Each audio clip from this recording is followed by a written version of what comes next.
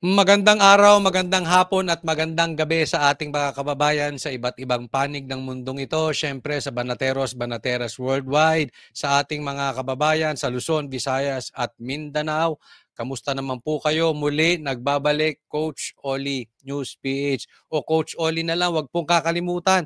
Sana pagpasok nyo sa lahat po ng mga vlog ko mag-like po kayo kasi napaka-importante sa pagpapakalat ng video ni YouTube pagka mas marami pong nakalike. So konting lambing po, i-like nyo po ito. And doon sa mga hindi pa po nakaka-subscribe dito sa channel na ito, Coach Oli, sana po mag-subscribe po kayo. Paki-check nyo lang kung nakasubscribe na kayo. At kung hindi pa, yan, again, konting lambing, mag-subscribe po kayo. Okay, eto po ang ating magiging topic ngayon. Risa, may malaking protector. May bago pong video. Sinagot po ang press con ni Risa. Abangan ninyo, breaking news po tayo. Okay, mamaya, i-discuss po natin yan. Kalma-kalma lang po tayo. Isa-isahin po natin. Pangalawa, Boeing ang proteksyon ni BBM. Okay, hindi na po natin pagtatagalin. Diretso na po tayo agad sa topic natin dahil kay Coach Oli, bida ang balita. Okay, pag-usapan natin. Eto na yung malaking protector ni Risa. Mamaya sasabihin ko kung sino. Naglapag ng mga ebidensya si Senator Risa Hontiveros.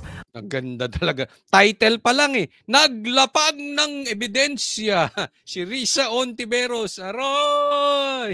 Frontline. Lapagan na ng resibo ba? O sige. Okay. Para kontrahin ang mga akusasyon sa kanya ng bumaliktad na testigo sa kaso ni Pastor Apollo Kibuloy. Nasa front tayo ng balitang yan, si Mayan Los Baños. We will fight back. Desidido ang kampo ni Senator Risa Hontiveros na magsampa ng kaso matapos lumabas ang video ni Michael Maurilio o alias Rene. Siya ang bumaliktad na testigo kaugnay ng umano'y pang-aabuso ni Kingdom of Jesus Christ leader Pastor Apollo Kibuloy. Sa inilabas na video ng social media account na Pagtanggol Valiente, sinabi ni Maurilio na binayaran at tinakot siya ni Hontiveros. Ito lang. Sana sagutin ni Risa. Okay, sagutin nyo na rin. Sa mga manunood, ilagay nyo po dyan sa comment section. Sino mas papaniwalaan nyo? Yung Rene na naka-shades at nakatakip ang bibig doon sa Senate hearing ni Risa na ang mga sinabi niya ay puro generic. Or yung ngayon na nagsabi siya ng detalyado, pangalan, lugar, dates, hindi nakapiring ang mata, hindi nakabusal ang bibig. Sino ang mas kapani-paniwalang alias Rene?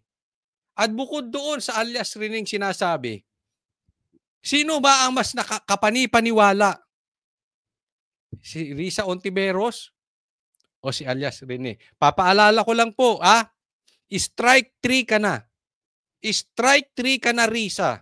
According to Attorney Topacio, this is not the first time na nagsusuhol ka sa isang witness. Ibig sabihin, may record ka na. Merong trending ka na. Pagdating sa pagsuhol sa witness, halimbawa merong babanggitin, sino ang pinakasikat na nagsusuhol ng witness sa buong Pilipinas? Ang iisipin ng taong bayan, pangalan mo, Risa. Bakit? Ulitin ko yung sinabi ni Attorney Topacio.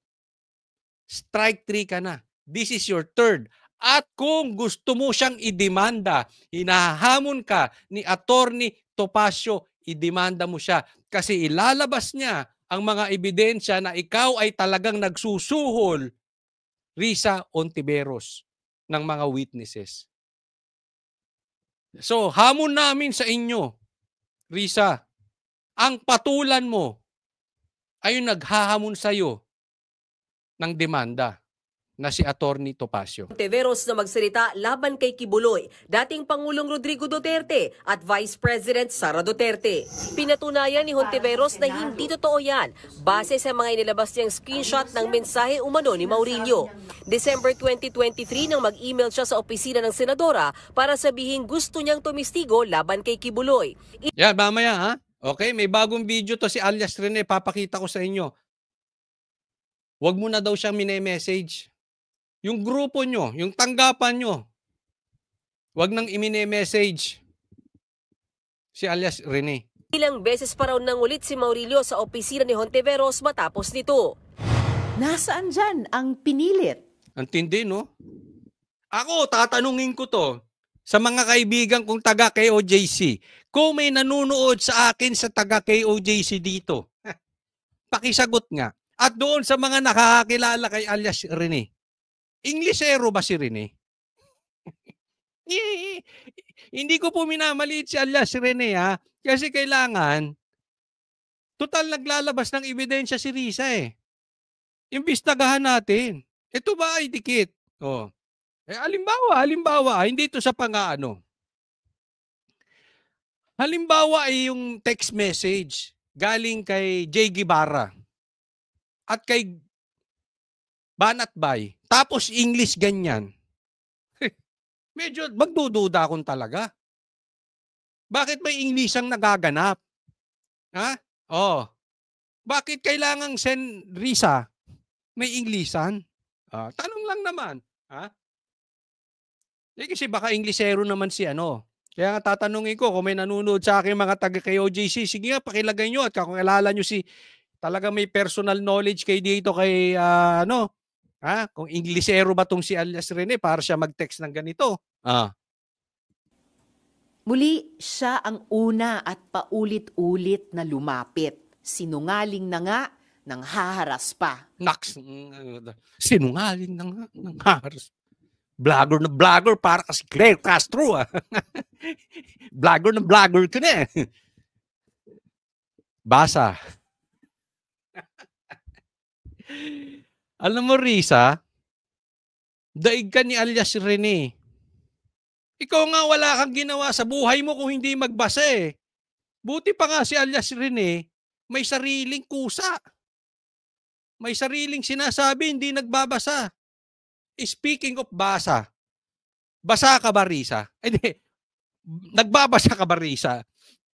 Kasi, nung sa Senate hearing mo, Risa, nagbabasa si Rene, si alias Rene. Ngayon, yung mga videos niya, walang binabasa. Ikaw, Risa, nagbabasa. Wag kami.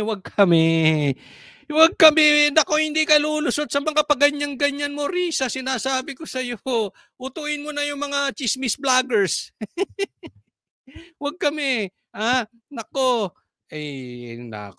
Maiimbestigahan ka ng ayos dyan, Risa.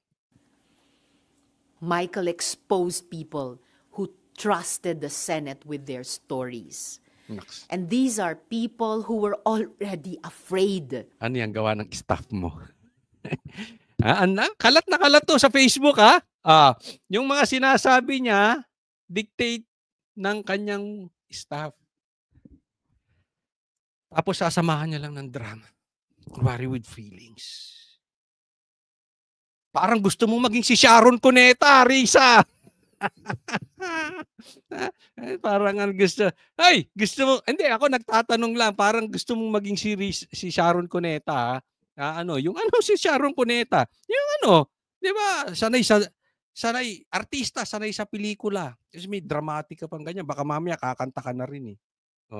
Mr. DJ, can I request, ano yung kantang yon?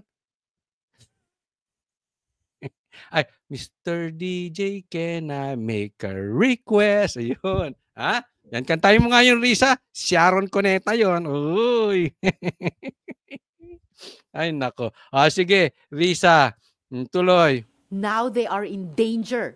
Again, yan ang talagang kinagagalit ko. Uy, galit na galit siya kasi mapanganib daw.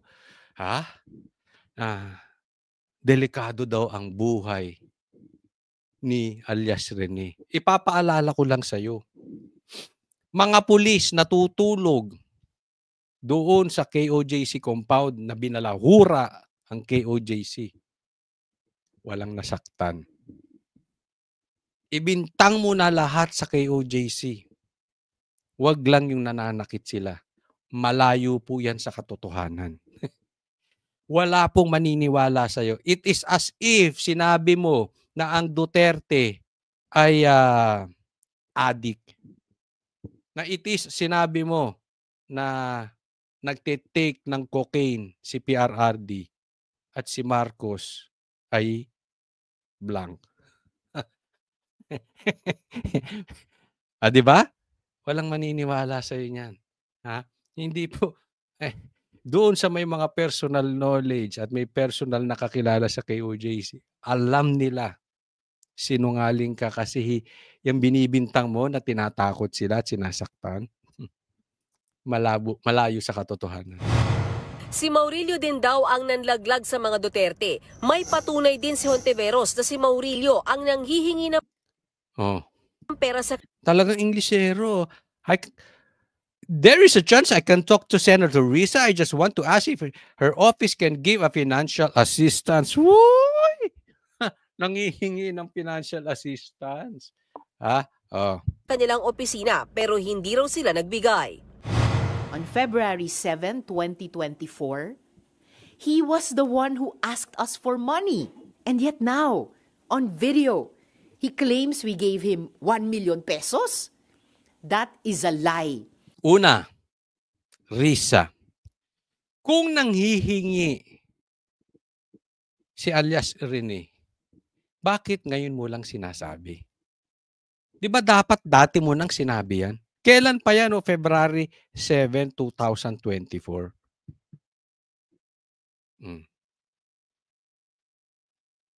Kung totoo ito, bakit ngayon ka lang nagsasalita ng ganyan? And he knows it. Sinabi na rin daw noon ni Maurilio na may mga nangungumbinsi sa kanyang baliktarin ang kanyang testimonya kapalit ng malaking halaga ng pera. Nitong Hunyo, nag-message daw muli si Maurilio sa kampo ni Hontiveros. Humingi siya ng saklolo dahil na kidnap umano siya at itinatago sa Glory Mountain. Nireport naman daw ni Hontiveros ang Ito nagtatago daw sa Glory Mountain si alias Rene. Okay? Mamaya, may video po tayo to contradict this. Okay? sumbong ni Maurilio sa Davao Police. Pero habang inaaksyonan ito, bigla naman daw lumabas ang viral video ng testigo na binabawi ang kanyang testimonya sa Senado.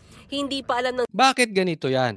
Kung sa tingin mo, itinago sa Glory Mountain si alias Rene, bakit hindi mo papasukin si Torre? Napasok nga nila yan ng walang warrant of arrest eh. Napasok nga nila ng walang search warrant yan eh. Di ba? Instead na nagpupuputa ka dyan, kung naniniwala kang totoo sinasabi mo na itinatago to sa Glory Mountain, ba't hindi ka humingi ng warrant, search warrant? Ba't hindi mo pasugod? Ay, magkakakampi naman kayo nila Torre. Di ba yan nga sabi ni alias Rene? Habang nasa siege dyan sa KOJC, nagmi-meeting kayo? Kasama si Torre? senadora kung sino ang nasa likod nito. Pero sa tingin niya, lalong lalakas ang findings ng Senate Committee on Women and Children sa kaso ni Kibuloy. Sinabi for one ni Attorney Torreon na hindi daw sila. So sino? Bakit ayaw nilang aminin o angkinin? Dahil di tulad nga namin na kompleto ang mga resibo, yung iba sa 13 pang witness na iyon. Ay, teka, ito yan Bakit daw hindi inaamin ni Attorney Torreon at hindi nila sabihin kung kanino galing? Kung hindi nga niya alam. Di ba? Katulad nung kami, kailan nga namin nalaman eh. Di ba? Tingnan nyo. Pumutok na muna sa social media bago kami nakapag-komentaryo. Ang dami pang nauna sa amin. Na kami taga SMNI. Ilang araw muna lumabas. Isa sasabihin ko sa iyo, Risa. Ito, totoo to. Kaya kong panindigan ito. Hindi ko alam kung nasaan si alias Rene.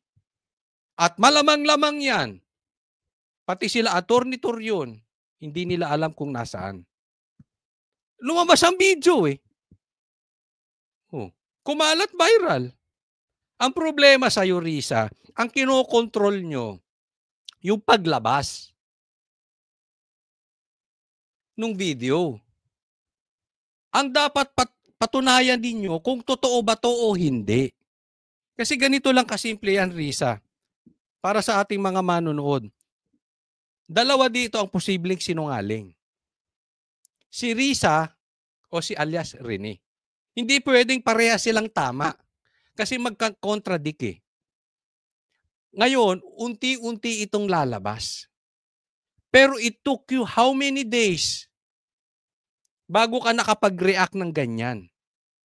Hindi mo nga dininay. Nung unang lumabas yung video, hindi mo dininay. Hindi mo nga masabi, ito'y si alias Rene.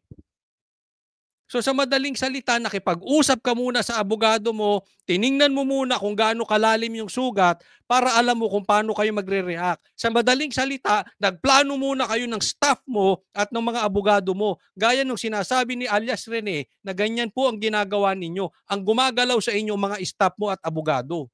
Siya ang nakikipag-usap kay alias Rene. Yan po yung issue dyan.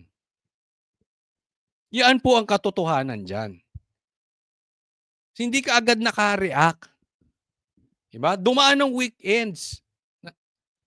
Nag-isip-isip muna kayo ng gagawin yung palusot. Dalawa ang sinungaling dito. Kayo tanungin ko mga manunood. Sino ang may bahid sinungaling? Si alias Rene o si Risa? Sino ang may record?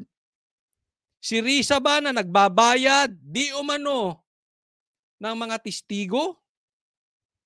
O si alias Rene na talagang sinungaling? Sino sa kanila ang mas kapani-paniwala? But definitely, isa sinungaling, isa nagsasabi ng totoo. Ngayon, wait ka lang, Risa. Ako naniniwala, tatayuan ko yung sinabi ko before. Hindi lalabas at ilalagay niya sa peligro ang pagmumukha niya, ang buhay niya, ang pamilya niya, para kumalaban ng isang senador na malakas sa Facebook na pagka ipinost ang video na nabablock,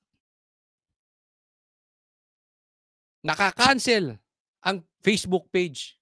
Ganyan po nangyari kay Boss Dada. Kahit yung mga post ko natatanggal. Kung magsisinungaling ka, kakalabang ka sa isang senador, dapat tinakpan mo mukha mo.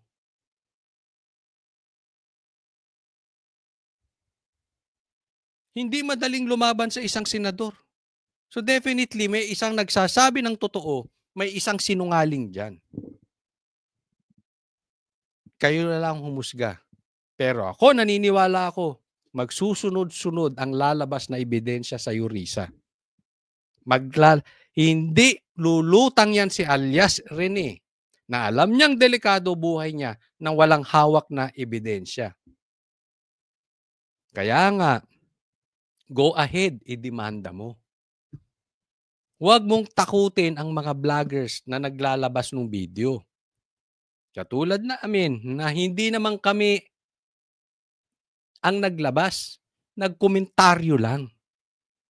Huwag mo pong busalan ang mainstream. Kasi lumalabas, protektado ka ng malaking tao. Alam nyo sinong pumuprotekta rito? Mainstream media. Kayo nang humusga kung sinong mainstream media ang pumuprotekta rito. Isipin mo, nung lumabas si alias Rene, iilan lang ang pumake up na mainstream. Yung iba parang masama pa ang loob. Ang ibinalita yung reaction ni Risa. Ngayon may pa-press con pa si Risa. Bongga, kaliwat kanan ang labas ng mainstream media. Ganyan po ang kalakaran ng mainstream media natin. Sana sa mainstream media, pag naglabas ng ebidensya si Rene, si alias Rene, ilabas nyo rin. Sa mainstream media, huwag kayong bias. Lalabas at lalabas yan. Maniwala kayo. Maglalabas ng ebidensya yan si alias Rene. Pag hindi nyo binalita, mga mukha kayong pera. Pag hindi binalita yan ng mainstream media, bias kayo. Huwag nyong sabihin hindi kayo bias. Kasi ito, nagpa-press con.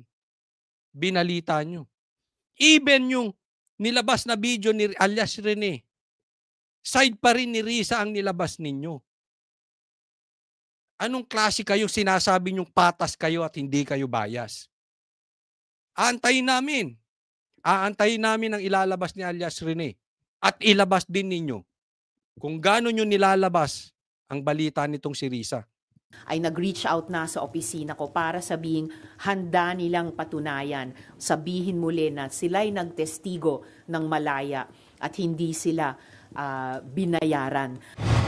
Matatanda ang ibinahagi ni Senator Bato de la Rosa ang video ni Maurilio. Sagot ni Hontiveros dyan, Kaming mga senador, dapat nag-share kami ng katotohanan.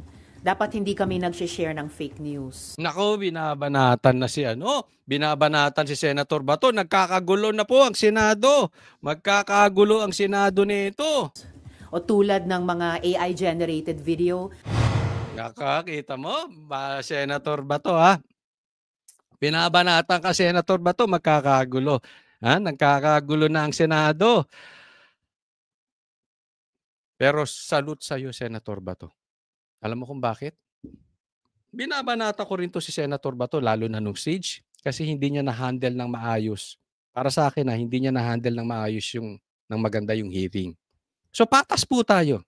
But this time, pinupuri ko naman si Senator Bato. Alam niyo kung bakit? Si Senator Bato lang ang may lakas loob mag-share ng video ni Risa. Si Senator Bato lang ang nagsasalita. Ay, ikaw, asan ka na? Kayong ibang mga senador dyan, tahimik kayo. Di ba? Senate hearing nagkalabasan ng kalukuhan. It's either si Senator Risa may katarantaduhan or si alias Rene. Diyan ginawa sa Senado.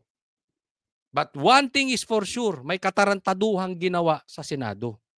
Dapat ini-ethics nyo na yan. Whether naniniwala kayo or hindi kayo naniniwala, dapat iniimbestigahan na to ng Senado. And we are hoping that the 20th Congress will investigate this. Dahil merong krimeng nagawa sa Senado. Diyan sa inyo mismo sa Senado. May krimen po, whether si Risa or si alias Rene. Kung sino man, imbestigahan nyo. Sa'yo naman, Risa, huwag mong binubusalan yung mga nagsishare ng video. Huwag niyong binubusalan yung mga nagbabalita. Kung galit ka kay alias Rene, hinahamon ka namin, magdemanda ka kay alias Rene. Idemanda mo rin si Topacio. Huwag kang nagagalit doon sa mailman. Tagahatid lang ng sulat. Ang idemanda mo yung gumawa ng sulat. At alam ko magkakalabasan ng ebidensya. Maglalabas si alias Rene ng sangkatutak na ebidensya pag demanda mo. At si Atty. Topacio maglalabas din ng sangkatutak na ebidensya pag demanda mo. Huwag mong takutin yung mga nagsishare ng video. Yung naghahamon ng demanda, yun ang idemanda mo. Huwag kayong galit sa nagbabalita at nagbibigay ng komentaryo. Magsasampa ng kaso si Hontiveros sa NBI sa Miyerkules laban sa mga naglabas ng video kabilang si Maurilio. Pinag-aaralan din nila ang pagsasampa ng kasong kriminal. To those behind this, You don't scare us. Naks, you don't scare us. Basa.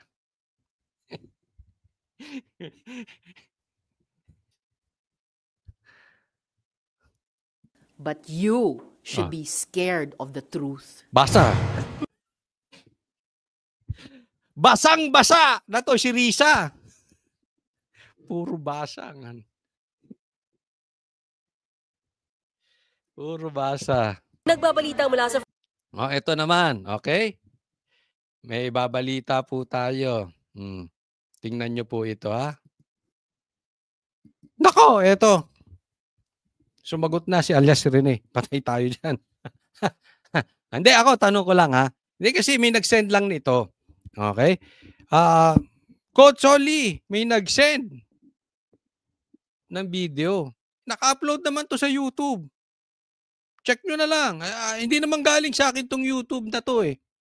Okay? Wala akong kinalaman dyan. Hindi ko kakilala yung YouTube na yun. Oh. Pero babanggitin ko yung YouTube. Para mapanood nila kasi. Para matingnan nyo. Oh. Mache-check nyo naman eh. Oy. Wait. Wait. Tingnan natin, ha? Ano ba yung YouTube nito? Saglit. I-check nyo yung sinend lang to. Huwag ka magagalit. Ano? Pagtanggol Valiente. Pagtanggol Valiente po yung YouTube. Sinend lang sa akin yung link, ha? Hindi ko kilala to. Kahit ipacheck mo sa mga NBI. Okay? Hindi po sa akin yung zip code, di ba? Ano zip code? Address 'yon. Basta maki-check naman nila kung sa akin galing yung video or hindi. Basta may nag-send sa akin ng link. Bibigyan lang natin ng komentaryo. Ang tanong, Risa, baka sasabihin naman, magpatulong ka na rin kay Claire. Ang tanong, baka sasabihin nyo na naman, ano to? AI. Kasi kung AI, wala na tayong pag-uusapan. Tapos ang issue. Claire, tanong, AI ba ito? Total, kayo mahilig magbanggit ng fake news peddlers eh. Tanong ko na rin sa'yo, Risa, total, binanggit mo na yung kanina na nagsishare ng AI si Bato. AI ba ito? Ako, personally, hindi ko alam kung AI to kasi sinend nga lang sa akin yung link, no? Gusto ko i-share sa inyo. Kayo na mag-decide kung ito ay AI o hindi. Di ba? Pero kung ito ay hindi AI, pag-usapan natin. Anong sabi ni alias Rene? Ako po si Michael Maurilio, si alias Rene. Una po sa lahat, hindi po ako binayaran, pinilit, tinakot, or kinidnap ng kingdom. Maliwanag yan, ha? Hindi siya pinilit, hindi siya binayaran, hindi siya tinakot, hindi siya kinidnap ng KOJC. Ang kampo ni Pastor Apollo C. Kibuloy, wala pong katotohanan yung mga claims ni Senador Risa sa kanyang press con. Kanina lang to. Kasi kanina lang nag-press con si Risa. Hindi totoo yung sinabi ni Risa sa press con niya. Kaya nga ang tanong ko pa rin sa inyo, sino ang mas papaniwalaan nyo? Wala naman tayong pilitan. Alam nyo naman sa channel ni Coach Oli, walang diktador dito, walang pilitan. Sino ang naniniwala sa inyo kay Risa? At sino ang naniniwala sa inyo kay alias Rene? Kayo na mamili. Wala po ako sa pader ng kingdom. 2019 pa po ako huling nakapunta ng Glory Mountain. Ayun, 2019. So that was 6 years ago. Okay? Wala siya sa poder ng Glory Mountain. Ako po, ilang beses na ako nakapunta sa Glory Mountain. Nakatulog pa ako dyan. Napakaganda ng lugar. Pero kung hahalughugin yan ng tropang Torre, makikita si alias Rene kung nandoon nga. Kung wala doon, sinungaling si Risa. Di ba? Ganun lang kasimple.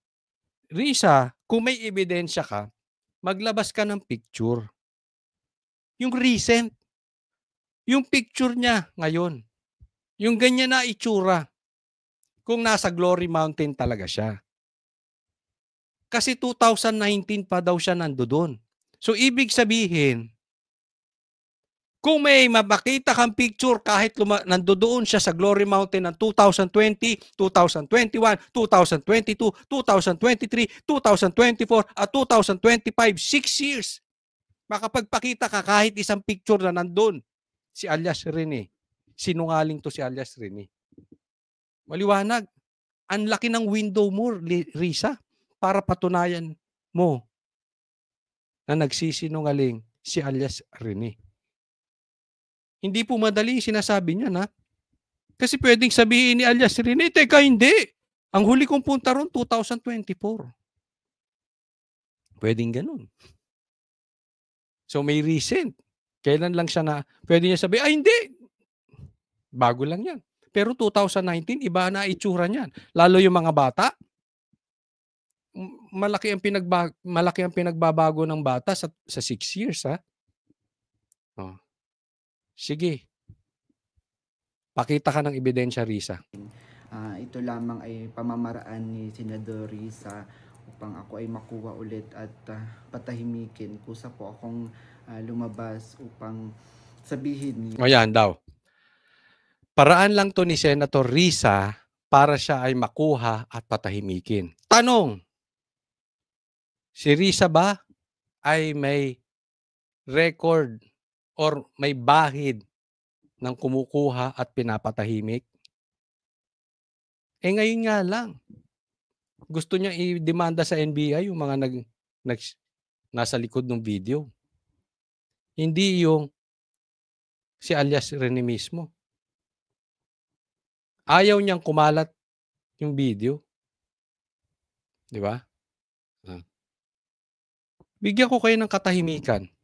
Di ba? Kung totoo sinasabi ni alias Rene, una, mainstream media. Tumahimik nung si alias Rene may nilabas na video. Ito pinakamalaking kaipokrituhan sa balat ng lupa. Dilaw. Pink. Tingnan nyo kung gaano sila katahimik ngayon. Napaka-ipokrito, di ba? Yung mga dilawan na yan, napaka-ipokrito ng mga yan, yung mga pinklawan na yan. Bakit ang tatahimik nyo ngayon sa issue ni Risa? Tapos kaiingay nyo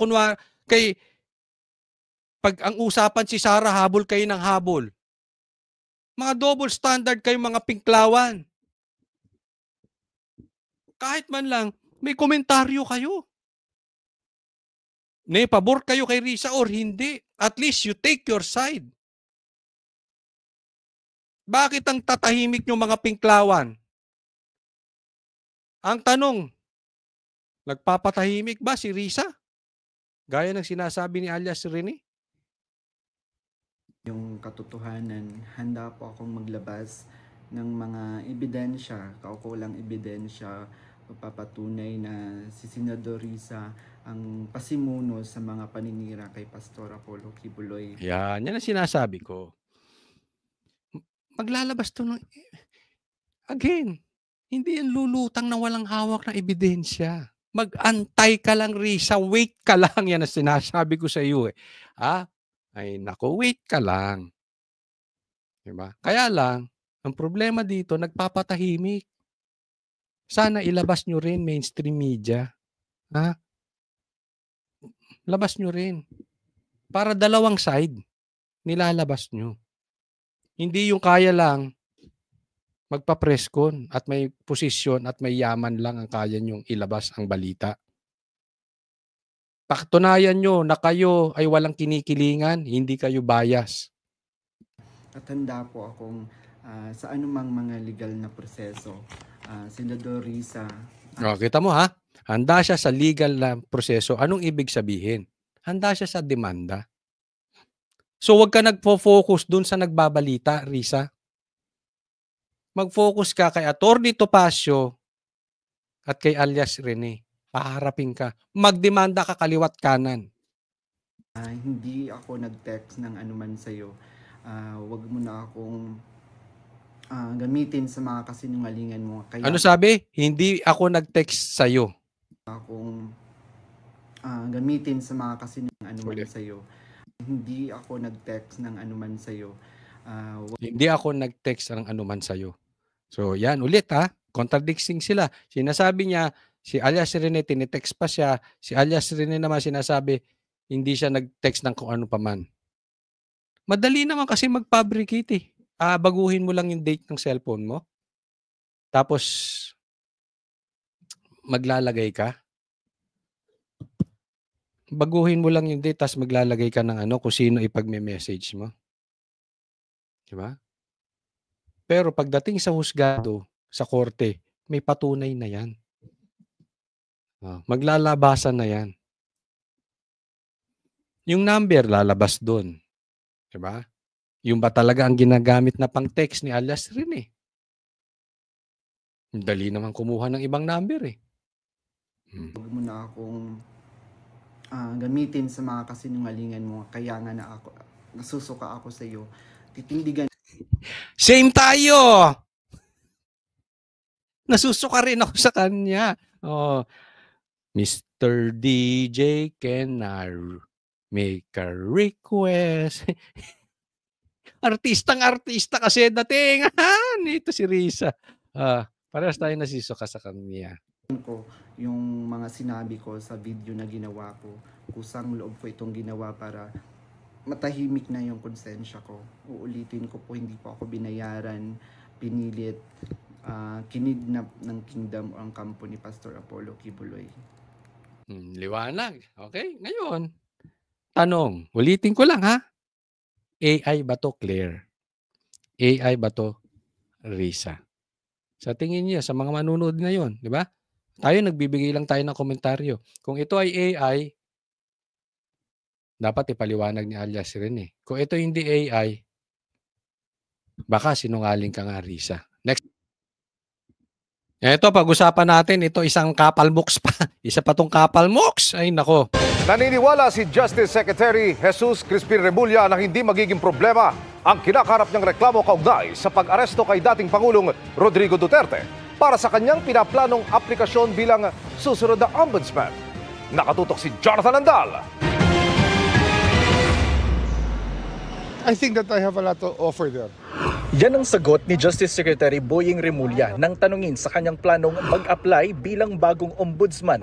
Ipinaalam na raw niya ito kay Pangulong Bongbong Marcos. I told a mutual contact that I was very interested. Ano po sagot ni President? Wala naman, wala sinasabi. I'm submitting my application by Friday, before Friday.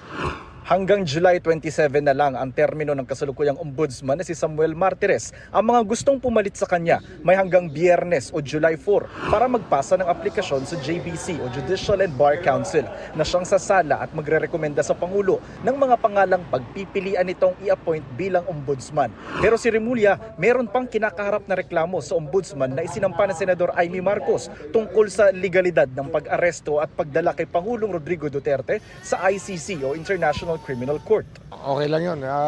The JBC can always evaluate that properly. Pero hindi naman po yun conflict na... I don't think so. ang tanong. Ganda ng tanong ng report. Pero hindi po ba conflict yun? Kasi ito meron pa itong kinakaharap na reklamo o demanda sa ombudsman na hinain ni Amy Marcos. Ang tanong, hindi ba yun magiging conflict? I don't think so. Coming from a person, hindi raw magiging conflict na meron siyang kinahaharap sa ombudsman, coming from a person na sinabi niyang ipapa-aresto niya pag pumasok ang ICC. Walang karapatan ng ICC dito. Hindi papapasukin ng ICC dito. This is the same person na nagsabi nun. Na nagsasabi ngayon na hindi conflict of interest. Kahit meron siyang kinaharap sa ombudsman at siya pa ang magiging ombudsman. Naniniwala pa ba kayo sa sinasabi nito? Ewan ko na lang. Sa mga nangyari dito kay Boying, siguro hindi lingid sa inyo yung kinaharap nito. Even yung sa anak niya, biglang naglaho. Gano'n na lang kabilis na desisyonan.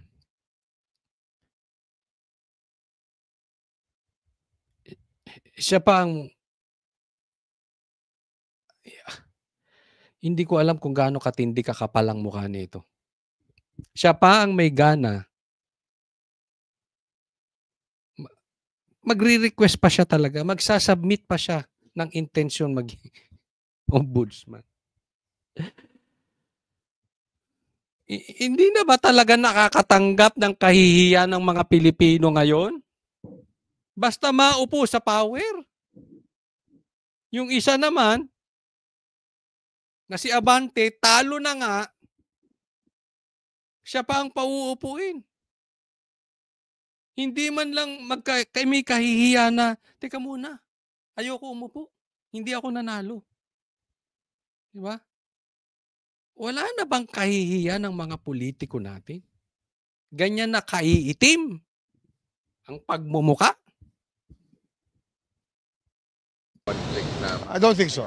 Ang termino ng ombudsman, saktong 7 taon, walang reappointment. Ibig sabihin, kung si Remulla ang piliin ni Pangulong Marcos, tatawid ang kanyang termino hanggang sa susunod na presidente.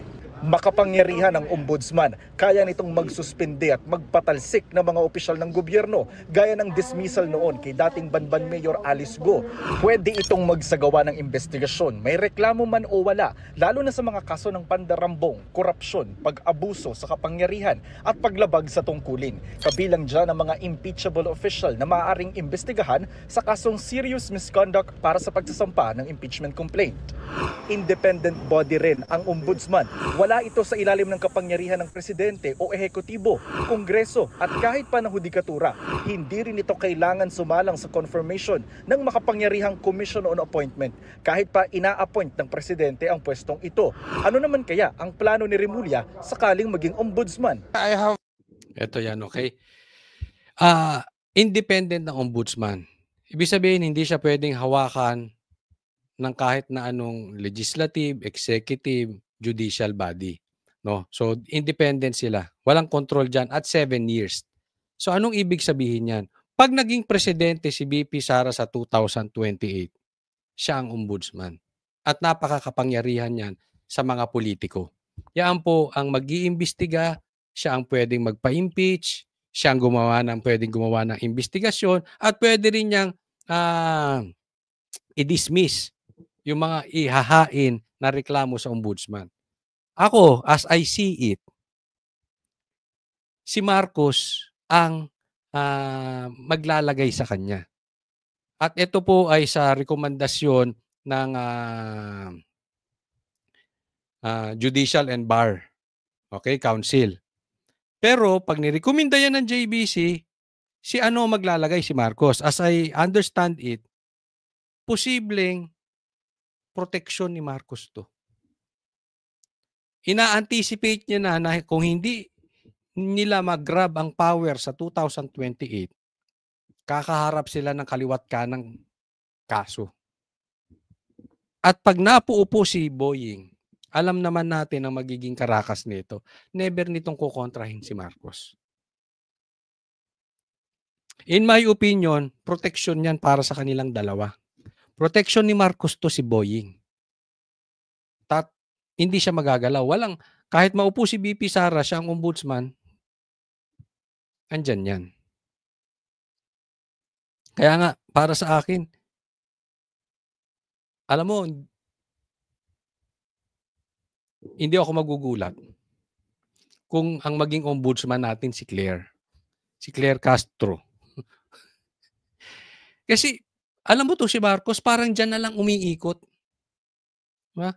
Boying, Claire Castro, Torre, John Vic Remulla. Parang dyan na lang umiikot. So, they will protect each other. Kaya sa totoo, at ulitin ko, hindi ko ikakagulat. Si Claire Castro, posibleng maging ano pa yan. Makasampay mailagay yan si Claire Castro.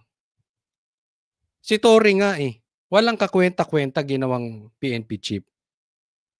Ganyan po katindi ito si Marcos. Ito'y wala na sa prinsipyo. Ito'y wala na sa galing. Kahit kaliwat kanan na ang kinahaharap nito na bulilyaso, basta loyal sa kanya. Yun ang issue. My work cut out for me. I have to talk to the JBC about it first. I think the JBC is in the best position to appreciate whatever I have to offer. For Ewan ko naman kung yung JBC ay i-recommenda ito si kay Marcos. Well, magkakaalaman tayo kung gaano kalalim ang ombudsman, kung gaano kalalim ang JBC, kung gaano kalalim itong si Marcos talaga. Pero pag ito naging ombudsman pa, wala na talaga. Wala na talagang patutunguhan ng Pilipinas. Wala nang aasikasuhin ang gobyerno ni Marcos kundi pamumulitika. as ombudsman. Tiwala raw si Remulla na iiwan niya ang DOJ na organisado. Anya, sakaling siya ang mapiling ombudsman, meron na siyang mga pangalang irerekomenda sa Pangulo bilang kapalit niya sa DOJ. Si Torre, gawin mo na rin. Siya na ang PNP chief. Siya na rin ang Siya na rin ang SOJ. Gusto mo o kaya si Remulla, siya ang SILG, si John Vic, siya na rin ang SILG, siya na rin ang okay. Siya na rin ang SOJ. O gusto mo si Tambaluslos. Para sa GMA. Ay nako. O wag pong kakalimutan doon sa mga hindi ko pa po subscribe po kayo sa channel na to. At wag kakalimutan din, konting lambing i-like po nyo itong video na to. Maraming salamat po. God bless everyone.